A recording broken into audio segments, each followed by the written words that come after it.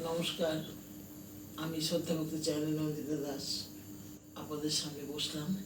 তো একটা কথা আমি বলছি, আমি এই দুর্গা পুজো উপলক্ষে কাল লক্ষ্মী পুজোর পর পর্যন্ত আমি ফোন ধরবো না, আর রোগী বা কোনো প্রকারে কোনো কিছু দেখবো না।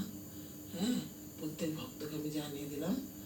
আমি লক্ষ্মী পুজো চলে গেলে আবার কালী পুজোর আগ পর্যন্ত আমি মন্দিরে সকলকেই দেখব। প্রত্যেকে আপনারা ফোন করতে পারবেন রাত্রি 9টার পর। আর আপনারা সবাই জানেন আমি কুড়ি 25 জনের বেশি লোক দেখি না, কেননা আমি একটু একটু করে পাই না। তাদের সম্পূর্ণ দেখতে গেলে, সম্পূর্ণ কথা শুনতে গেলে আমাকে মিনিমাম অনেকটাই সময় দিতে হয়। আর একসাথে 4-5 জন আসে, তার জন্য আমাকে সময়টাও সেইভাবে দিতে হয়। একটু একটু কথা বলে আমি ছাড়তে পারি না, অর্থাৎ আমি ফাঁকি দিতে একদম পারি না। তো যাই হোক, তবে এবার আমি বলি, আমাদের মা এসে গেছেন, আমাদের মা জগৎজননী মা দুর্গা, তিনি এসে গেছেন। আর এবছর পুজোগুলো কীরকম উলট পালট করে পড়েছে, যেমন ধরুন পঞ্চমী, ষষ্ঠী, সপ্তমী, অষ্টমী কিরম যেন মিলেমিশে একাকার হয়ে যাচ্ছে। অষ্টমী পুজোর অঞ্জলি ভোর 5টা থেকে 6টা। ভাবুন একবার, আমরা কি করে রেডি হব, কি করে পুজো দেবো জানি না, কীভাবে এইভাবে পঞ্জিকার সব ডেট টাইমগুলো পড়ে বুঝি না, কিন্তু মায়ের ইচ্ছা সবই হয়ে যাবে হয়তো চেষ্টা করলে। হ্যাঁ, আমরাও তাই করব, প্রত্যেকে তাই উপস্থিত থাকবো মন্দিরে। এইটুকুনি মনে ইচ্ছা আছে যে বছরে মা একবার আসেন, অষ্টমীর অঞ্জলি তো দিতেই হবে, না দিলেই মন খারাপ। তো যাই হোক, আপনারা সকলে তাই দেবেন। আর একটা কথা বলি শুনুন সবাইকে, ভগবান সবার জন্য আছে, সব জায়গায় আছে, আপনাকে মন্তর থেকে ডাকতে হবে। বিশেষভাবে একটা কথা বলি, আপনি ধরুন কোনো ভগবানের কাছে গেলেন যে কোনো বিপদে, আজকে গেলেন, কালকেই যদি আপনি ফল চান, তা কখনো কিন্তু সম্ভব না। আবার দেখা গেল আপনি যেতে যেতে আপনার ফল হয়ে গেল। কেন? আপনার ভক্তির উপর সেটা নির্ভর করবে। আপনি যেখানেই যান, যে ঠাকুরের কাছেই যান, ঠাকুর সর্বদা সমান বিরাজমান। আমরা মানুষ ঠিক না, যে কারণে সব জায়গায় সব ঠাকুর থেকেও নেই।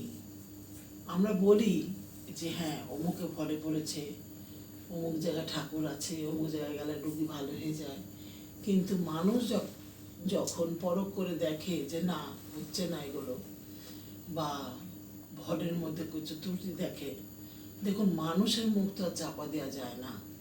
আমিও পারবো না, আপনিও পারবেন না। তবে একটা কথা আমি তাদের বলবো, যারা ঠাকুরকে নিয়ে সাধনা করেন তারা সবসময় চাইবেন যে যে কোনো ঠাকুরের কাছে যাক, রোগী যেন সুস্থ হয়। যে কোনো ঠাকুরের কাছে, আমার কাছেই যে আসতে হবে, আমি যে মাকে বলবো তা নয়।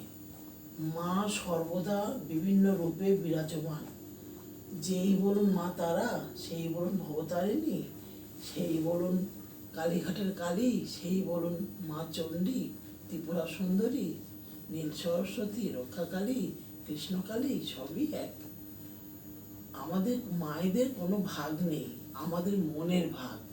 আমরা মন থেকে ভাগ করেছি, এ ঠাকুর এখানে, এ ঠাকুর সেখানে, ওখানে গেলে এই কাজ হবে, ওখানে গেলে এই কাজ হবে না। এই জায়গা থেকে ডাকুন।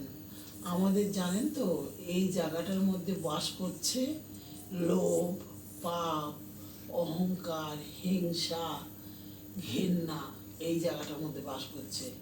এইগুলো ছুঁড়ে ফেলে দিন, একদম ছুঁড়ে ফেলে দিন, দেখবেন আপনিও একজন সাধক বা সাধিকা হতে পারবেন, আপনিও মানুষকে সেবা করতে পারবেন।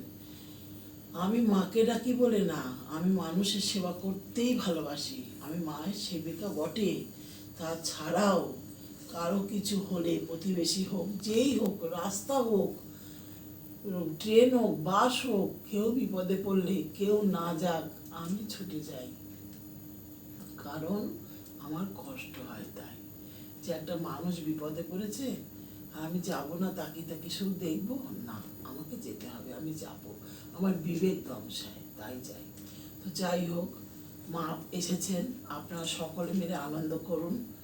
আর এবার তো জানেন আনন্দটা থেকেও আনন্দ হচ্ছে না, প্রত্যেকের মানুষের মনের মধ্যে একটা কীরকম যেন একটা দুঃখ লুকিয়ে আছে কয়েকদিন আগে যে ঘটনাটা ঘটেছে সেই কারণে। কিন্তু হ্যাঁ, দুঃখ লুকিয়ে থাকলেও মা আমাদের এসেছেন 1 বছর পর, তাকে তো আমাদের আহ্বান করতে হবে, তাকেও তো আমাদের দেখতে হবে। আবার 365 দিন পর একটা বছর মা আবার আসবেন।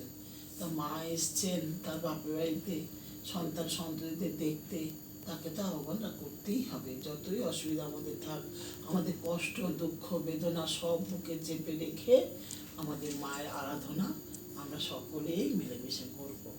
আমরা এইটাই স্থির করেছি যে মন ঠান্ডা রেখে আমরা এবার শুধু মাকে ডাকবো যে মা, আমাদের জগৎকে ভালো রাখো, আমাদের জগতের প্রতি তুমি তাকাও, আমাদের জগৎ যে তুমি সৃষ্টি করেছিলে তা ভাঙতে চলেছে, তা তুমি রক্ষা করো।